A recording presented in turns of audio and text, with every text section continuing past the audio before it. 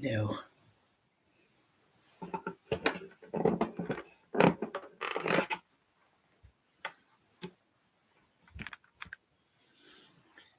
good evening. It's lovely. It's turned out a lovely evening, sun shining here. I'm going to do this little observation number 3 about education. Those of a certain age, what way did we get our education? Well, first off, we got it in the local primary school. A lot of children, unfortunately, from very poor families, often finished school at 13 or 14 because they were needed to work because their families were poor and couldn't afford a secondary education. A lot of them went on to be very successful, funny enough. They become tradesmen and such like. A lot of them, of course, had to emigrate because although there was jobs in this country, there wasn't enough to go around.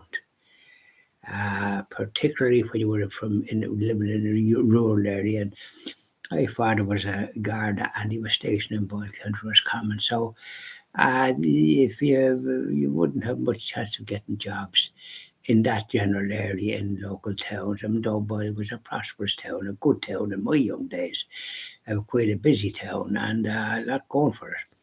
But be that as it may, I'm talking about education. Who was providing the education from the foundation of this country in the 1920s? As a matter of fact, it was mostly religious. For boys, it was except generally speaking in national schools where there was lay teachers, and they were fairly strict, I have to say, but that's another story. We're talking about education.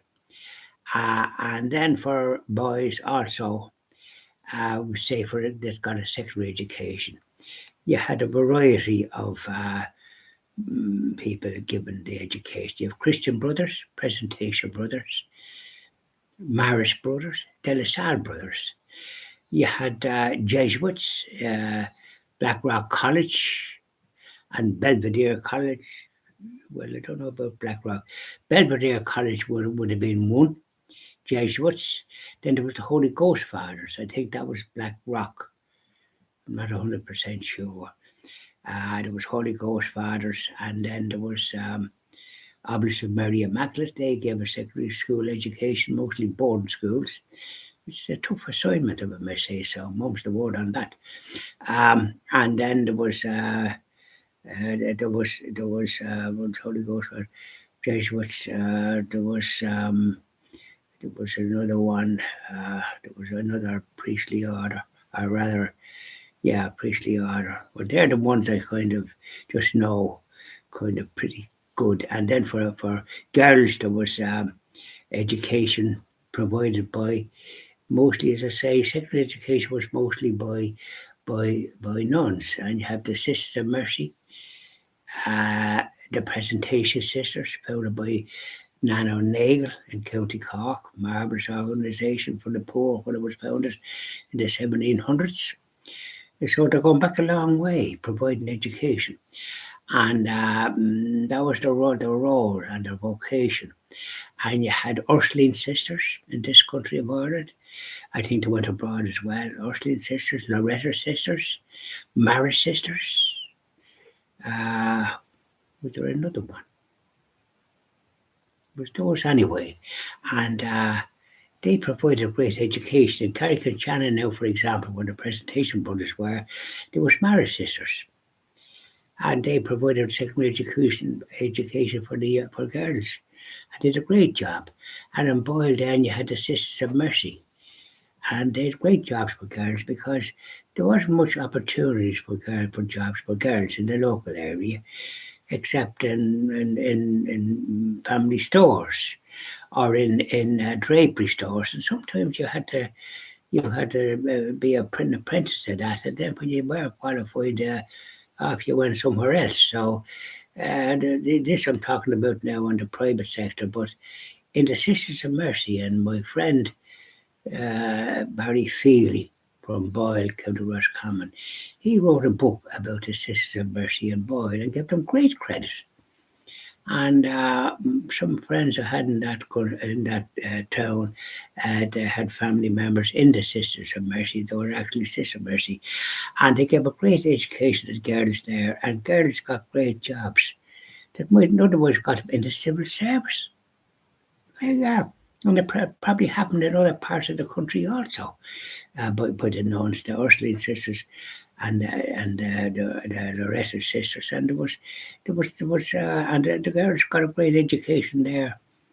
And there was Mary sisters in Carrick-on-Shannon, and there was then Ursuline sisters, I think, in Sligo, the Loreto sisters, and the Ursuline sisters, presentations, Mary sisters, and they gave a great education.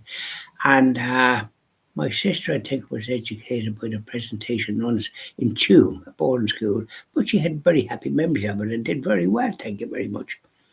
And I got a good education as well by priests in the North. I won't say who it was because I had a tough time, I must say, up to intercert. Then I had a grand time in the Presentation brothers did me leave and sent there, and they were great. But it was the uniforms and the kind of the decorum of the girls that were going to these secondary schools that they had, and I just mentioned all these orders, and they did a great job. Those girls turned out very good, and they were all kind of successful, and they got a kind of a spiritual education. Most of them turned out very good. So there was an odd lay teacher in some of these places, but they were few and far between, I have to say. And we got a great education, but the crowd that's running the country now seem to spend their time trying to find fault with different orders, and this abuse seems to be their stock and trade, trying to dig out. And of course, you'd always get individuals that suffer from some, what I call it, psychological illness, trying to find fault with something that was good. You often experience that in life. You often see a person sometimes that's good, that you know is good, getting denigrated. Well, I can say I thank all those marvelous people in the religious orders in the that I've just mentioned, and for the girls, and by goodness, that they look very demure and presentable. They seem to have great respect for themselves. Can we say that today? And we have this crowd that believe in nothing in charge in the political arena, and they have all they try to do is find fault and look for abuse and this, that, and the other, and exaggerate it as if like it was the norm. It was no such thing as the norm. Our education was second to none, and we were well qualified to get jobs. I didn't have a great interest in being in a trade. A pen pusher, shall we say, but I didn't spend my time too much on that either. I worked in clerical jobs for some years, and suddenly I got my real vocation, which was dealing with the public as a sales representative, traveling the country, meeting people and that, because I enjoy meeting people. So I could use my talents there and did, and went on to be successful in different businesses that they're going today and they're gone tomorrow, them kind of things. So I have good memories of the education and the great gratitude that we owe all these religious orders for boys and for girls. They turned out great citizens as far as I'm concerned. And anyone now that's too young, unfortunately, and believes the nonsense that they hear from this crowd that believe in nothing and believe in anything, pass no remark on them. If it wasn't for these religious sisters and